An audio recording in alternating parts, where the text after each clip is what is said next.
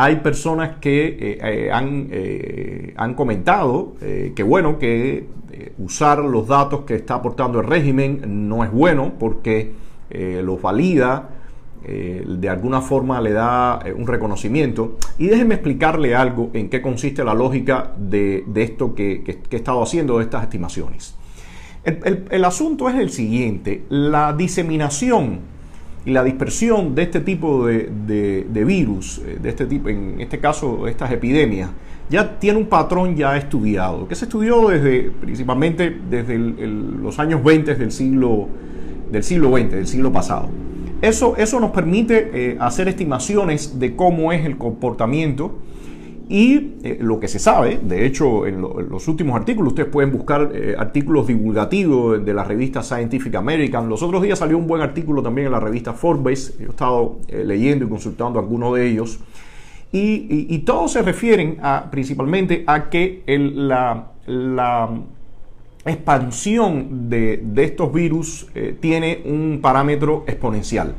Como yo le explicaba en el live anterior, eso implica que no es la multiplicación por un factor, sino que el número va creciendo exponencialmente y se dispara mucho más rápido que en el otro caso, que usted simplemente esté multiplicando por un factor 2, por ejemplo, y esté duplicando la cifra. O sea, es un poco más complejo y realmente el proceso es mucho más acelerado.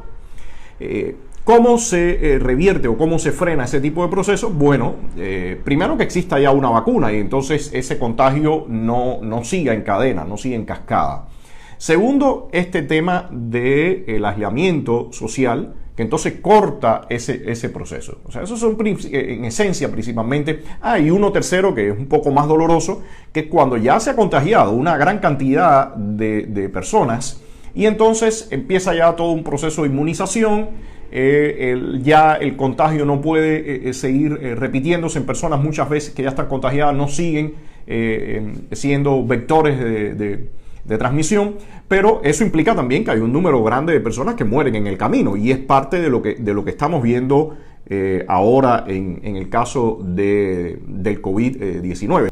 De lo contrario, si no están estos tres elementos, bueno, él se comporta con ese patrón exponencial que les decía. O sea, eso no es nuevo, eso no es magia, eso no es un capricho, eso es una ley o un patrón que se ha descrito y en base a ese patrón, bueno, usted ya dibuja una regularidad y puede establecer una predicción. ¿Cuál es el problema acá? El problema acá es que cuando usted no ha aplicado ninguno de esos tres elementos, usted no me puede decir a mí que su curva de crecimiento y sus porcientos de crecimiento de momento se empiezan a disminuir, que la curva sí va creciendo pero se va aplanando y entonces digamos el porciento de crecimiento empieza a decrecer. Eso no es creíble y ese es el punto principalmente y es la lógica con la que yo me estoy manejando para hacer todos estos gráficos y estas predicciones. El régimen implementa las medidas de aislamiento social, que de hecho no se han cumplido muchas en todos los casos.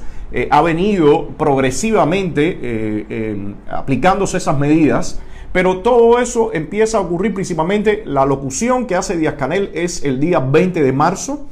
A partir de ese lunes, eso fue un viernes, a partir del lunes 23, ya 24, es que suspenden las actividades escolares, empiezan los controles en los viajes, pero de todas formas, y ellos lo han reconocido, y ustedes lo han visto en todas las fotografías, en los videos, las calles han estado llenas de personas, las colas han seguido, el transporte, solamente con el transcurso de los días es que ha empezado a aplicarse más ese aislamiento social.